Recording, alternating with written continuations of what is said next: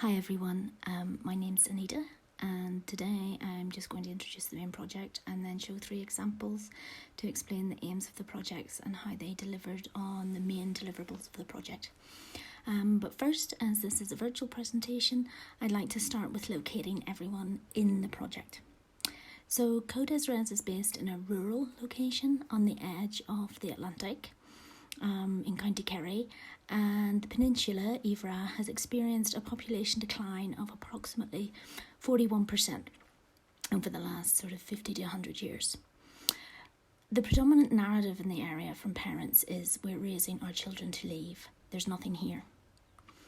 An interdepartmental task force was set up in 2017 that includes Iveragh, the Kerry Enterprise Ireland team, Fulsha Ireland and the Kerry Education Board as part of a task force to try to attempt to reverse this trend.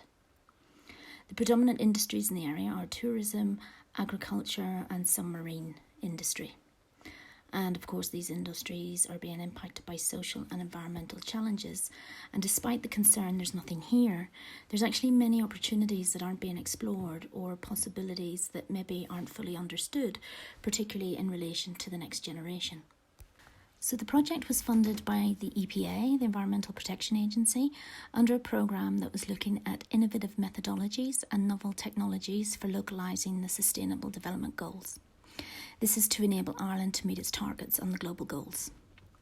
For anyone who doesn't know about the SDGs, there are 17 global goals adopted in 2015 that aims to deliver on 169 targets, and they're a call to action to end poverty, protect the planet, and ensure that all people enjoy peace and prosperity. They're flawed, but we won't go into that now.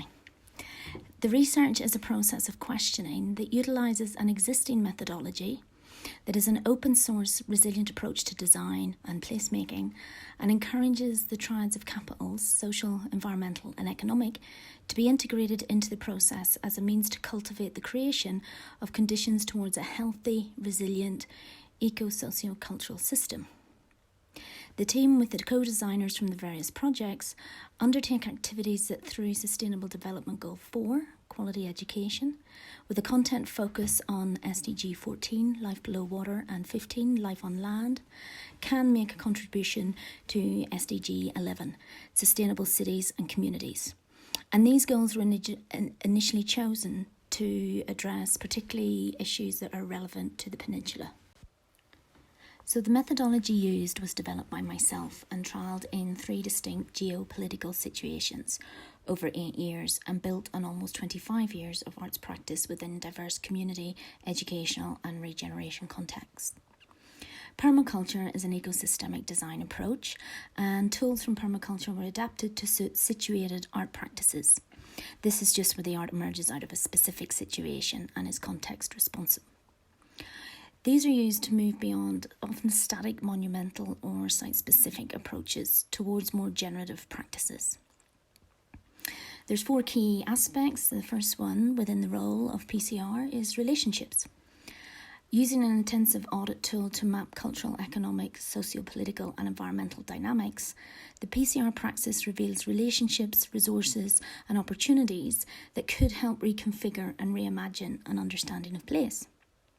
Stakeholder consultation is the first stage in the process, and the question, what's at stake, really helps to expand an understanding of who stakeholders can be. The construction of flexible microecologies aids the revelation of multiple knowledge cultures and entities and integrates this knowledge into any project that may evolve. It's an interventional approach, but the aim is to do nothing until you've done the observation phase. The Obradine Process Audit Tool is a 3-phase tool that deepens the PCR audit undertaken in advance of developing any project or intervention. The first step is observation, boundaries and resources, and this is used to map the skills, activities and resources of the community. What they know, what they already do, and how this might contribute to sustainable development and community resilience. Then there's an evaluation and design phase. And then this is followed by an implementation and maintenance phase. Maintenance or exit strategies are always part of the process. There's a life cycle analysis tool, which is a simple visual that uses the concept of permaculture zoning to map inputs, processes and outputs across 5 zones that show activities and their proximity to the project. This enables social, environmental and economic decisions to be made ethically and appropriately. Evaluation is then undertaken using the vital signs matrix, and this can be used also as a project development tool as well as an evaluation tool. The vital signs shown here are as foundational characteristics and act as indicators of a healthy system, human and non-human, in combination with the aspects of social, environmental and economic justice. These are used to build in aims and objectives for projects and development that can then be measured and evaluated on completion.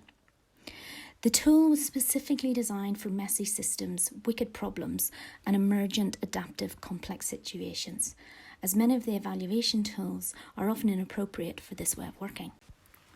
The project has 3 key questions which arose out of an audit undertaken in 2017, identifying some of the issues mentioned: rural decline, perception that there's nothing there, and this enabled us to apply to the EPA. The PCR praxis is an existing methodology that we are simultaneously undertaking to do the research, as well as being the focus of the research to make it more transferable and accessible. Both aspects are feeding each other. The researchers' reflective practice is feeding into the PCR methodology and how we use it to raise awareness and develop tangible solutions, and also our use within community education. We are iterating and trialling the methodology, which is identifying aspects that are difficult to grasp. The approach is systemic and interdisciplinary and has been proven to deliver non-formulaic, context-responsive outcomes. It was originally developed with the context of the Millennium Goals, the precursors to the SDGs, and to operate within the context of planetary urbanisation and the age of the Anthropocene. The team is an interdisciplinary team, engaged with a range of academic fields and disciplines, with all working as practitioners in their fields, as well as within academia. We have a focus on circular economies, waste as resource, and plastic pollution, and using an expanded understanding of a design thinking methodology. An important aspect, although UCD is our host institution in Dublin, we are all, apart from one, based full-time in South Kerry. This is deliberate, as the whole project is also an intervention that simultaneously considers what happens when a research team who live and are from the area are working in that area, and are the outcomes transferable. The project was undertaken through 3 core work packages: place-based STEAM education for youth transition, community transition, and media and technology transition, and they work together as a process of trialling and iterating the existing methodology. The work packages aim to iterate the sharing of the methodology and then the iteration of that process to make it easier to share with others, but also simultaneously contribute to tangible activities that could address the development of sustainable communities. So we are trying to look at the how rather than the what and develop proof of concepts. This process and its outcomes will form the basis of an accessible toolkit with educational resources for transition year and also community resources to be shared openly. But this presentation focuses specifically on Work Package 3, which was the community transition. The Waste to Taste project is a systemic approach to raising awareness around issues aligned to SDG 15, life on land, including Indigenous native species and invasive species, as well as SDG 11, Sustainable Cities and Communities, by reimagining wasted or undervalued spaces to contribute to biodiversity and food sovereignty.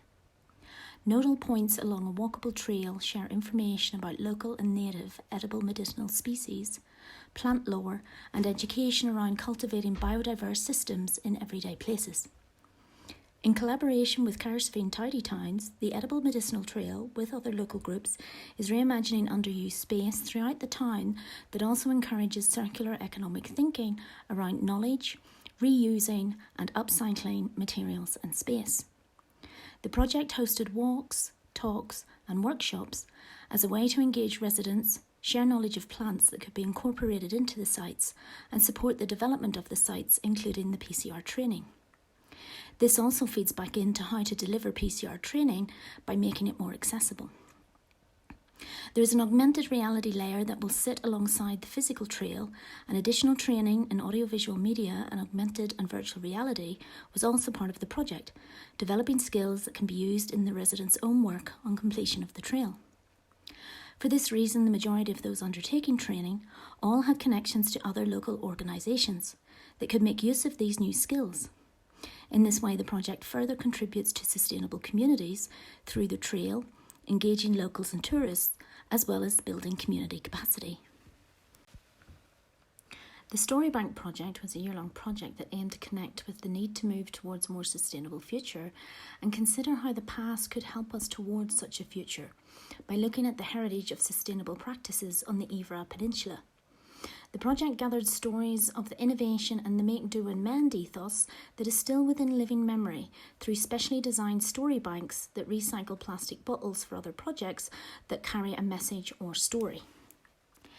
In addition to the community gathering and related events, CoDesRes storyteller in residence, Sean Alera, is leading the Story Bank primary school education programme, beginning with 3 schools, one in Portmagee, one in Carsveen and one in the Glen, engaging young people with their grandparents and parents, finding out how they made do and mended things in the past. Storybank will save the knowledge of the past making and mending, sharing the skills and knowledge that could contribute to a more sustainable future, and integrate this with contemporary technologies and sharing through social media and a digital archive, with the Storybank model made transferable and shared through the CoDesRes community and education toolkits. The final project I'd like to talk about was how the team worked with the Daniel Japanese NUIG group to aid the development of an integrated strategy and community action plan for the Cumnahorna River using the PCR methodology. Considered as a vital part of the village, the aim is to look at the potential opportunities available for restoring the river as a focal point of the village that contributes to the village's natural and cultural heritage, while seeking to contribute new approaches to long-standing environmental issues, such as the waste treatment and Japanese knotweed. The first session was a World Cafe-style engagement with the catchment, including problem finding and considering the challenges as perceived by the participants. This included a facilitated discussion with participants around the visual and narrative history of the river. The activity was to create a narrative history of the river and a scroll of knowledge through stories of the catchment. Participants were encouraged through structured questioning prepared in advance through the artist's curiosity, knowledge of the location and specific methodology to have an initial sharing of lived experience and personal narratives. Discussions seem to identify key changes in the last 20 to 30 years with pre-knotweed and the pollution problems within the memory of the participants. Session 2 involved walking and sensing the catchment. The aim of this session was to situate the participants in the landscape and connect them to the physicality of the river. The session began as close to the source of the river, which in itself showed issues of accessibility, and for some, even knowledge of where the source was. Visual and audio observations at different access points encouraged the residents to notice different things about the river, its course, and a discussion which was held over shared food considered how this might lead to ideas that could be incorporated into the final strategy. Session 3 looked at analysing global river restoration projects and mapping the catchment in relation to the region and strategic and local agendas as well as stakeholders. The zoning methods can also be used for mapping stakeholders and policies, and this enabled the group to consider the project's position both conceptually, strategically, and expanding engagement.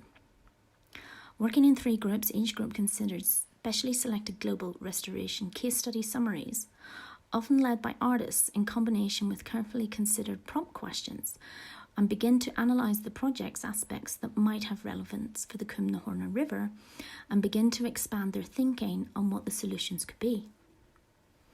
A full report has been completed, including a strategic plan with 4 main goals, each with 4 priorities, and a roadmap for implementing delivery over the short, medium and long term, with numerous actions and potential projects outlined. This also included governance restructuring, as the group is now transitioning to become a river restoration group with new aims and focus that emerged through the process, as well as a new motivation. It is important to note that although the research is now over, there are a number of legacy projects that came out of the process. On the education aspect, the 3 double classes that we held each week within the local second level education within TY is now being delivered by our Shanachane residents, Mr. Sean O'Leary. This not only embeds this form of education, but also provides additional income for a local resident artist within post-primary education and has created a post that did not exist before the project. We have also secured interim funding for a year to continue developing the educational toolkit and to try to make the work sustainable.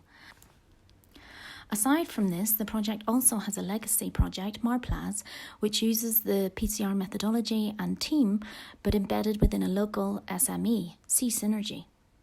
The project has undertaken a series of co-design and innovation workshops in 4 rural coastal communities in Kerry, Donegal, Cork and the Galway-Clare borders to develop micro-enterprises that utilise marine plastic waste, specifically upcycled fishing nets and ropes, both virgin and reclaimed, and upskilling through small-scale 3D printing and additive manufacturing.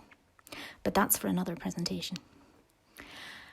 Just to give an idea of the efficacy of their methodology, these are the quantifiable outputs of the whole project, with much of the direct engagement through repeated events rather than simply one-off activities, and have attributed to these legacy activities and projects. The project and its outcome has provided part-time employment for 10 people that are creating multiplier effects both in how they choose to spend their money as well as the projects that they are supported to undertake and develop. Thank you.